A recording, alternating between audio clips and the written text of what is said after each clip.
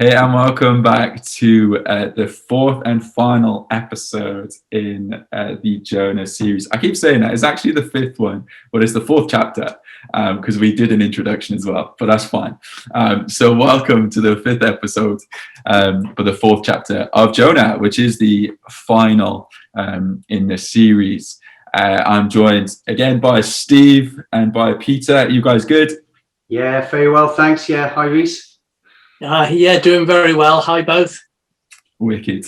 And so, right, getting straight into it. We're coming in. If you watched the previous episodes, you watched the introduction 1, 2, and 3, then you're well into it by now. If you want to pause the video, just read the whole of Jonah again. It's very doable. It's a very quick book. That being said, there's a whole host of things that happens in that 15 minutes that you spend reading it. But we're homing in to Jonah's reaction to what has just taken place. And that is the people returning to God, or maybe seeing God for the first time. The people have given their hearts and lives over to God. I just want to briefly mention, and so verse 1 starts with a but. And so I think it's important to mention the last verse of Jonah 3. So Jonah 3 verse 10 says, when God saw what they did and how they turned from their evil ways, he relented and did not bring on the destruction he had threatened. So then Jonah 4 starts, but to Jonah, this seemed very wrong, and he became angry. And so it's an interesting reaction, and one that we don't ordinarily think, or if we saw a revival break out in a city, we don't necessarily think, oh, okay, God, why would you do that? That's crazy. Like, I was kind of hoping you'd strike them down with lightning. It's a very interesting reaction, but you guys are about to unpack this for me now, because straight away I'm like, what on earth is going on? And this helpfully tells us a little bit about why Jonah 1 happens in the way that it does. And so I just want to leave that straight for you, Steve, to kind of unpick at the moment. Yeah, it's probably the least well-known part of the book of Jonah, isn't it? But probably the most fascinating. I mean, everyone knows about Jonah and the whale, and you might have heard about Jonah and Nineveh and the success that happens there. And I suppose if it was me, I probably would have stopped at that point. It kind of tells me, I don't think we know 100% whether Jonah wrote the book, but I sort of think he must have done, because who would put in this ending if it wasn't for Jonah himself? I think this is sort of the self-deprecating ending. It's not the Hollywood big ending, is it?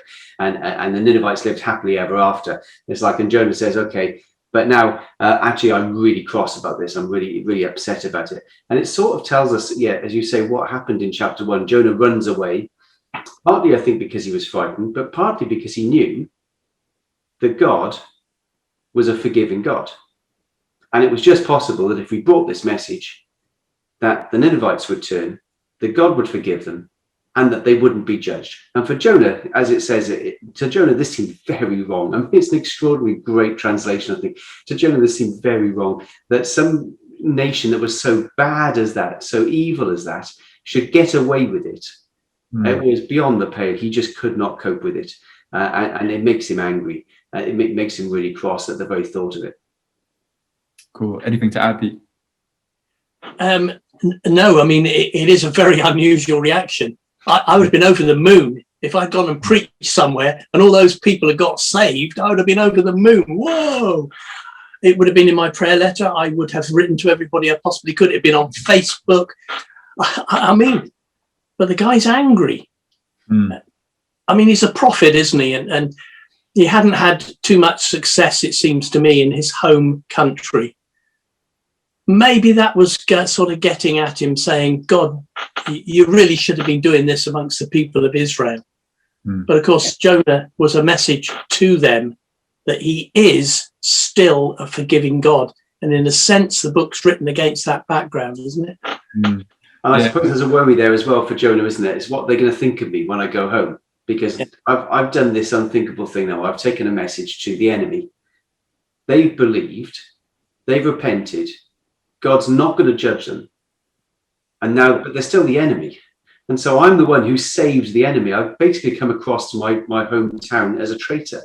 And so for all these reasons, this guy is churned up. I mean, he's really mad about it. He's really cross, and he's going to sit there mithering away to himself. Yeah. I guess it's important to mention then verse 2 and 3, which we see referenced literally throughout the entire Bible. And if anyone's read John Mark Comer's book, God Has a Name, then this is basically the main theme of the entire book. And so obviously it says, so verse 2, he prayed to the Lord, isn't this what I said, Lord, when I was still at home? This is what I tried to forestall by fleeing to Tarshish. I knew that you are gracious and compassionate, God. I think this is just an important reminder for like our hearts. Like he knew this of God. This was his thoughts of who God was. I knew that you are a gracious and compassionate God, slow to anger and abounding in love, a God who relents from sending calamity. Now, Lord, take away my life, for it's better for me to live than to die. That last bit is, quite harsh about himself, but in that regards, I think that's just really helpful, actually, just to let wash over ourselves. Like I knew of God, or I know of God, that he's gracious and compassionate, slow to anger and abounding in love, and he relents in sending calamity. And so that might just be a good point to pause and for people to reflect on that, because that's a huge revelation and understanding of who God is. But the next bit now is in stark kind of contrast. So take away my life, for it's better for me to die than to live. That's like a crazy kind of statement to say, like in dialogue with God, just be like, just kill me. Just seems a bit mental. Lost his head like in this process. And then verse 4, I guess, is kind of all of our question. Like, is it right for you to be angry? I guess the thing we like look at is, well, is he right to be angry right now? Like, does he have like a right to react this way? And obviously the next kind of bit will explain that. But do you just want to unpack like what on earth is happening in verse 3, where he's like, it's better that I die than to live. And in verse 4. Yeah, and I don't think that Jonah was actually serious about this. I don't think he meant, I really want to die. I don't think he was in that sort of sense of depression in the way that maybe Elijah was in 1 Kings 19. I think actually this is Jonah really losing his head a little bit and getting a bit emotional, a bit wound up within his own spirit. And I quite like that about the book, because it's very human and it's very real. You know, there are times when I feel that way with God, and I don't really mean, oh Lord, take me now, I've had enough. But there have been times when I say, God, I've had enough. Can't be doing with this anymore. And I feel that that's where Jonah probably was. But I also feel that when we come before God with this, that this is an amazing connection that God has with his prophet, with his man. And he treats him kindly but firmly, and he treats him in a way that's exactly the right way that Jonah needs. And there's that dialogue, it's that relationship that starts to come through. For me, Jonah 4 unpacks more of the heart of God than any of the rest of the book. And that's partly why it's so wonderful, is that it really lets us into something of what God is feeling and what God is thinking about all of that. I mean, I was going to say that Jonah, like us, wants God to be compassionate and gracious and abounding in love towards him, and towards his people, but not towards the enemy. I mean, I don't know, folks. I don't know if you've ever thought like that before. How can God? Why doesn't God do something about it? I have a dear friend who used to say this: that I cannot believe that God blesses the people I don't approve of, and yet he does. And here he was here, a compassionate. I mean, I love that. A God who relents from sending calamity. And God will go to any length not to send calamity. Yeah, that's the kind of God he is. And Jonah says, you should have done it. You should really have wiped these people off. Then there would never have been a problem to us ever again, God. What's wrong with you? Yeah, that's huge. Jonah 5 and Jonah 4 verse 5, sorry. And then I'm actually going to leave this next bit over to you, because this next kind of bit, I guess, is the entire picture of the answer to the question of, is it right to be angry? And I guess God uses a picture, and so I'm going to leave that for you. But one of the things I found interesting, so he's gone out and sat down at the east of the city. I've seen in your notes that you said that's the opposite side to home. And so there's like kind of some weird thing that goes on, but the weird thing about that in verse 5, then he made himself a shelter, fine, sat in its shade and waited to see what would happen to the city.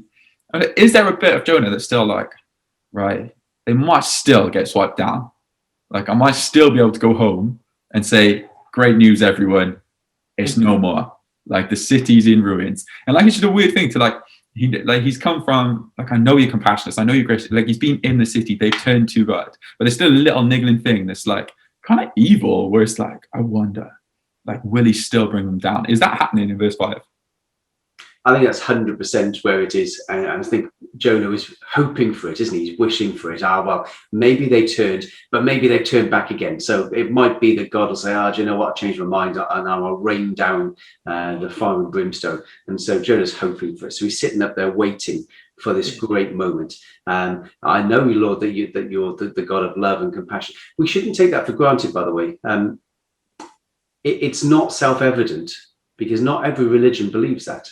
And actually, the religions around didn't believe that. They believed that God was powerful. They believed that God was to be feared, that they believed that God was to be respected, and you needed to bring your sacrifices or he would be angry with you. They believed in all of those things, but not necessarily in a God of love and a God of compassion. And actually, it's fairly rare to see a God who is compassionate and acts in compassion as well.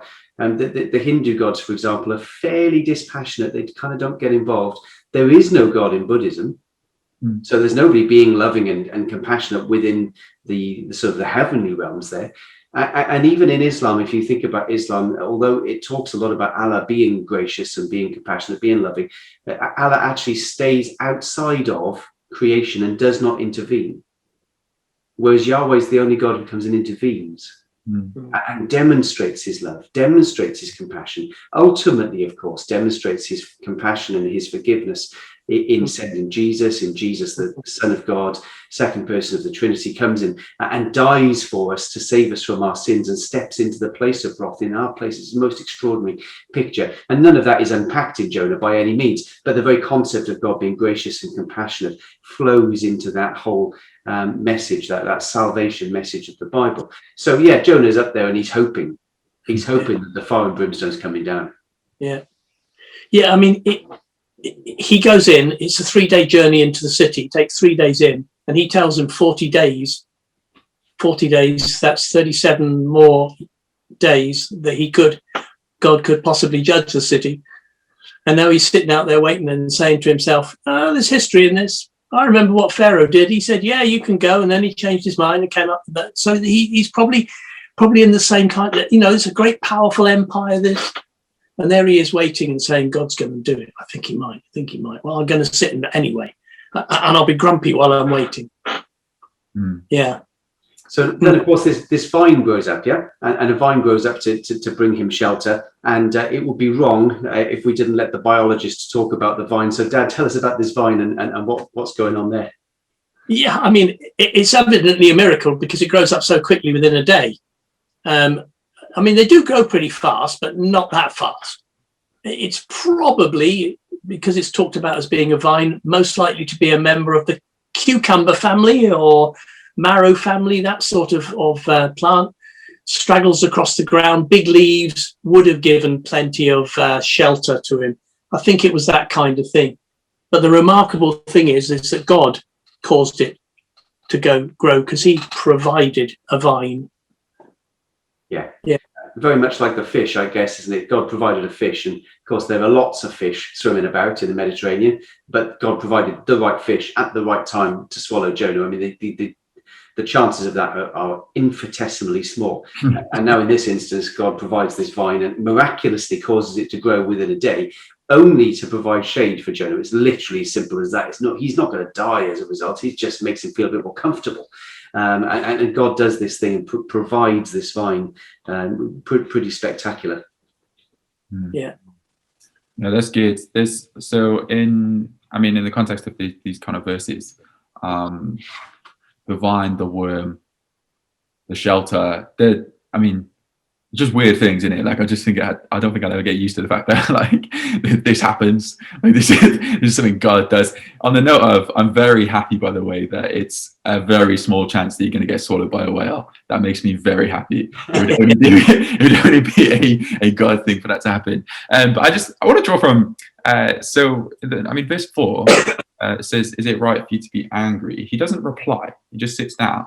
So then the vine and the worm and the sun come to then make him reply. But just want to unpack the worm bit for me. So at verse 7, let's go from verse 6. So then the Lord provided a leafy plant and made it to grow up over Jonah, which is what we've just talked about, to give shade for his head, to ease his discomfort.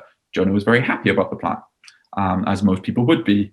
Having shade provided for them, the God who provides. But at dawn the next day, God provided a worm. So he's still providing, but it's a bit of a nightmare. Be like, God, if you could just stop providing in that moment and just leave the plant for another 36 days. But so the worm that God has provided chews the plant so that it withered. When the sun rose, God provided a scorching east wind, and the sun blazed on Jonah's head so that he grew faint. He wanted to die. Again, that bit, and said, it would be better for me to die than to live. So he's back to kind of square one. Very happy, very sad. I want to die. Some crazy claims. Just unpack this worm bit, please. The provision of something that seemingly causes harm.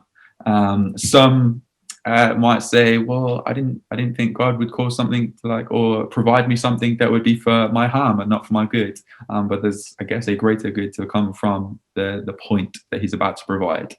So unpack the worm for me, Steve. Yeah, so it's interesting, very much so. I mean, Dad, I think you mentioned before we started that God provided a great fish, and now he's providing a tiny worm.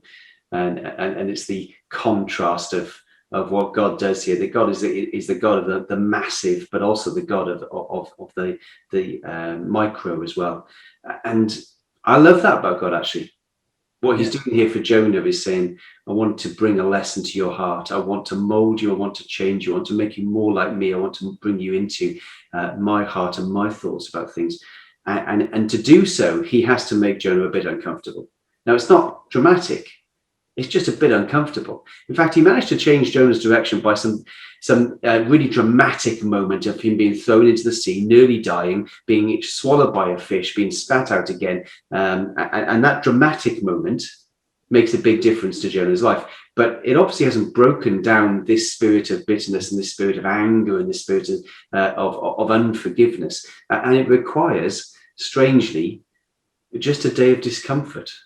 Nothing more, really. He was never going to die from this. It's just, I feel a bit faint in the sun. Mm-hmm. And God says to him, look, can you not see? You just feel a bit faint, but you're wishing judgment upon these people, finality, the end. Can't you see where you've got your priorities all wrong? Yeah. There's just one of Jonah. There's 120,000 plus people in Nineveh. You look at the contrast again between where he is and where they are. And Jonah's sort of saying, God, woe is me. Look at the mess you've left me in here with this worm eating away at this vine. So now it's gone. I mean, God caused three things to collide at the same time. He got a worm, he got a scorching wind, and he got sun. Now, because we used to work in the Bahamas, I know what that scorching sun feels like. It is extremely, extremely unpleasant. And you do need to find some shade pretty fast. Otherwise, you feel as if you're going to boil in it. So it was unpleasant, don't get it wrong, but it is only unpleasant. The worst he can get from it is sunstroke. That's the absolute worst. And what I love about God is God said, the Lord says to him, have you any right to be angry? No reply. So God gives him some things to think about, to mull over in his mind. And doesn't God often do that? Instead of giving me the answer that I really want him to give me, something that is going to be a divine thunderbolt to my heart, he says, just think about it for a moment. You just sit there and think, and he leaves him there, this morose prophet who ought to have been rejoicing, sitting on a mountainside with withering leaves all around him. And then he sees it. It's the grub. That's what's done it. Mm.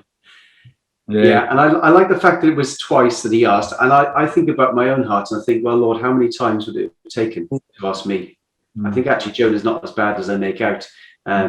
Twice. That's all it took. The second time he was asked, he actually engages with God. The first time he's not ready.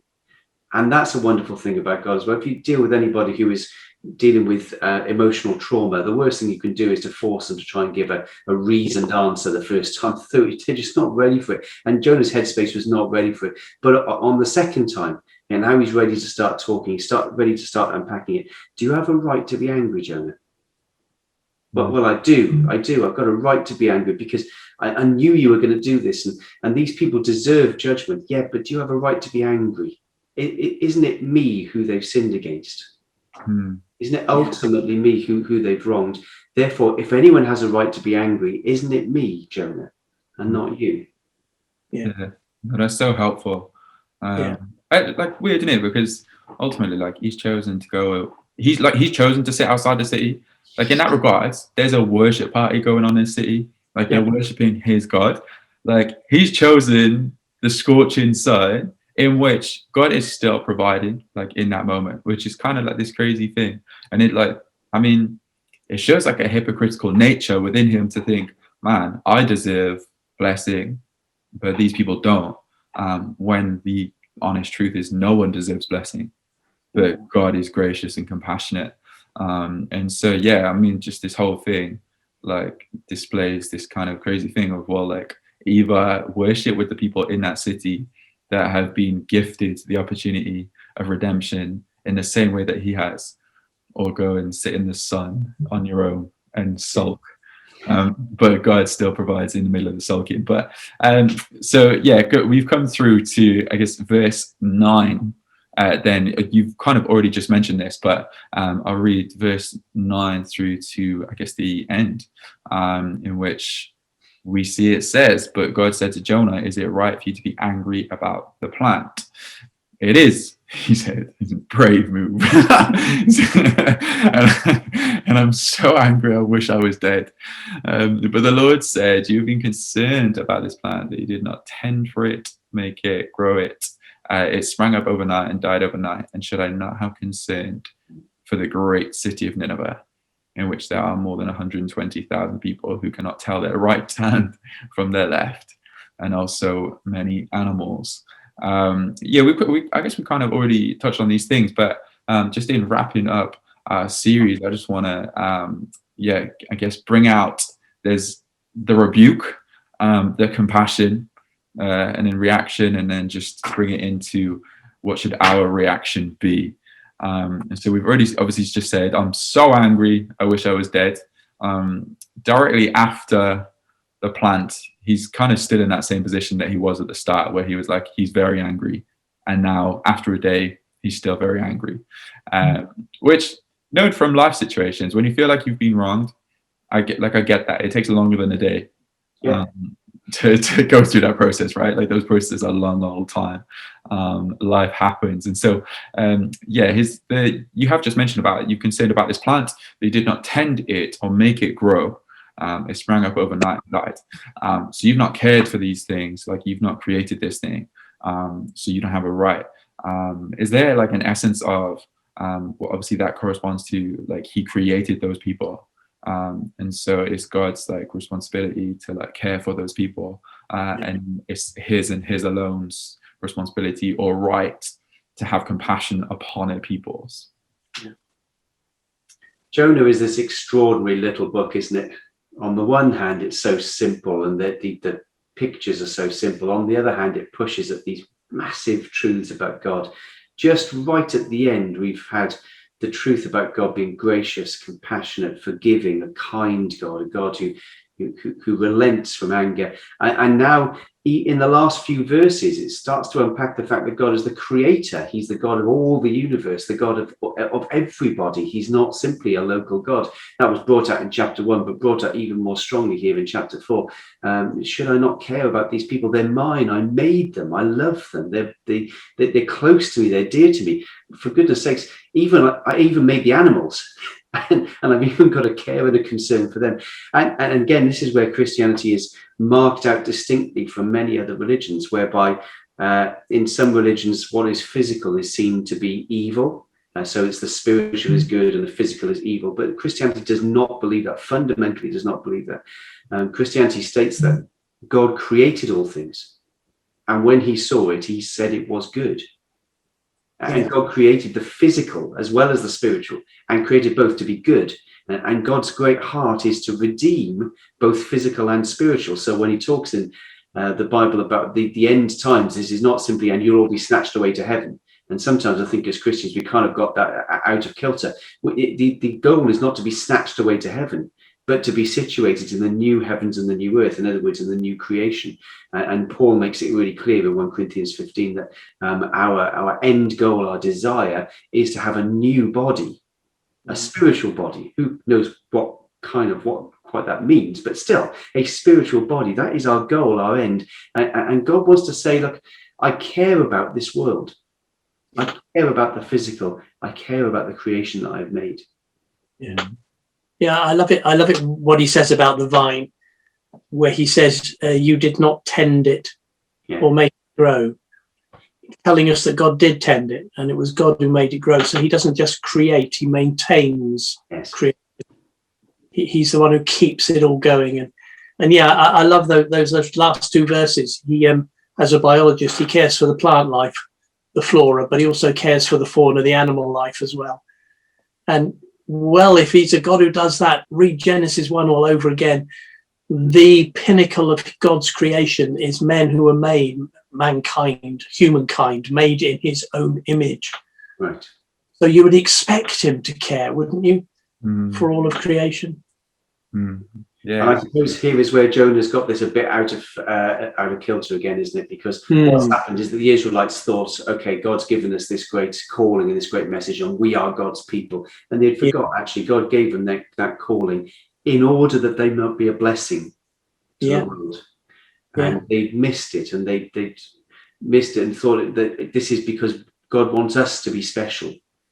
And God says, I don't want you to be special just for yourselves. I want you to be special for the world, to bless the world, to bring the message to other people. God says, don't you realize? I don't want anybody to perish. I don't want anyone to not come into my kingdom. I want everybody to be part of this wonderful thing that I'm doing. And I love them all. And it will be my heart that they all turn and they all receive forgiveness. That's really helpful. I guess I just want to turn then as we wrap up to our own reaction, because I think what's so interesting, like the first chapter, obviously we kind of pick up the ideas of, well, what happens when we run away from God? Like, what does that look like?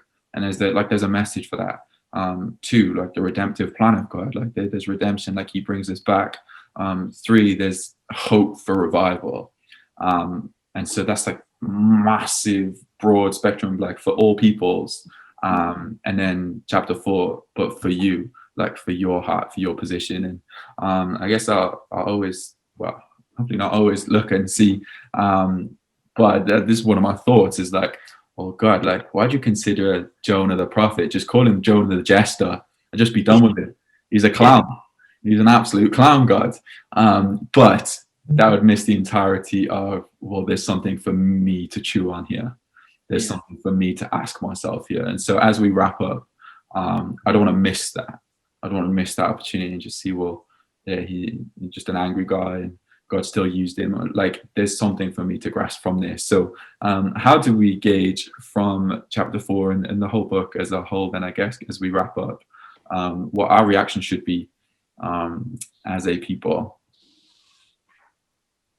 So when someone has hurt you, it's very hard to feel loving towards that person. In fact, it's very hard to feel even neutral towards that person.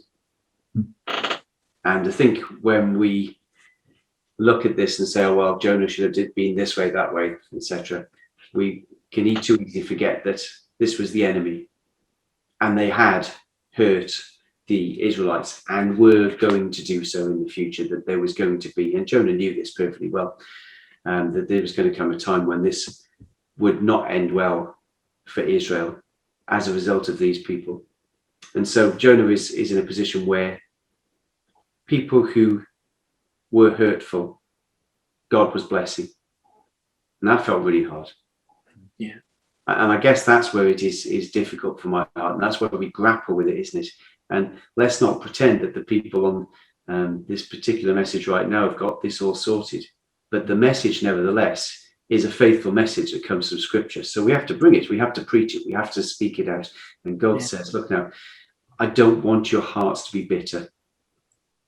But anything that has happened to you and come to you from any bad that has happened to you or come to you from circumstances with people, be they misguided, be they truly evil, be they against you, whatever the reason, whatever that source of that hurt, keep your heart open, keep your heart tender before me, because I want to do good to all people. And above that, I want to do good to your heart. The expression is used that when we face trials, difficulties, problems, and Jonah certainly did in this instance, we have a choice as to whether we are going to respond to that in bitterness. Are we going to be bitter, or are we going to be better? And those are our choices. And God says to Jonah, I want you to be better.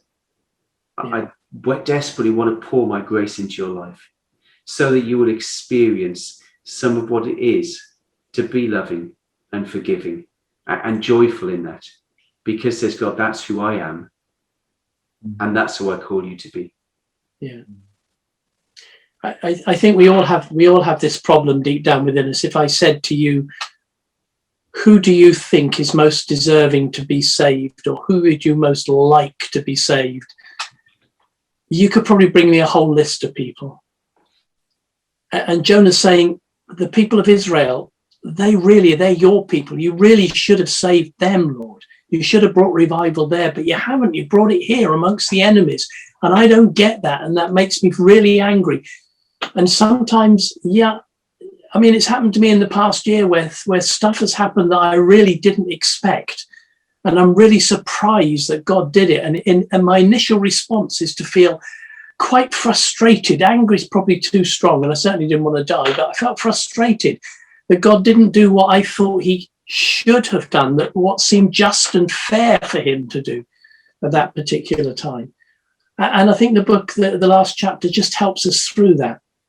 As it says, actually, I do know, I understand a much bigger picture than you're thinking. Though I'm working with you in the micro environment of the vine, I do see the bigger, massive picture in all of this. And that's where we need to come to. Yes. And I quite like the fact that it's not resolved as well. The story ends almost abruptly. And I quite like that, because that's what life is like. I mean, life is not the Hollywood ending. It's not